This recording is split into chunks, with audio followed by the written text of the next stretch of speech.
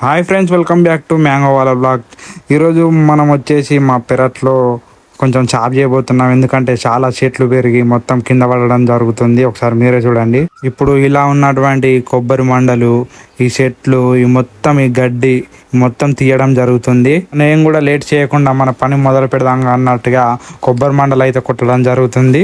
ఈ కొబ్బరి మండలు ప్రాసెస్ అయిపోయిన తర్వాత మెల్లమెల్లగా చెట్లు, ఆ గడ్డి అవన్నీ క్లీన్ చేయడం జరుగుతుంది. కొబ్బరి మండలు అయితే మొత్తానికైతే కొట్టడం అయిపోయింది. ఇప్పుడు మన పని వచ్చేసి ఈ చెట్లు, ఈ గడ్డి మొత్తం క్లీన్ చేయాలి. ఎందుకంటే అంత అడవి లెక్కన అయిపోయింది. ఈ ఎంత కొట్టినా తెగడం లేదని అలానే ప్రయత్నిస్తూ మొత్తానికైతే సక్సెస్ఫుల్ గా గెలిచాను. అలాగో ముందుకు సాగుతూనే కొడుతున్నాను మండలన్నీ. నాకు ఒక భయం ఏంటంటే ఇళ్ళకెళ్ళి రక్తపింజరి రోయి బయటకు వచ్చేయంటే నా పని అయిపోతుంది.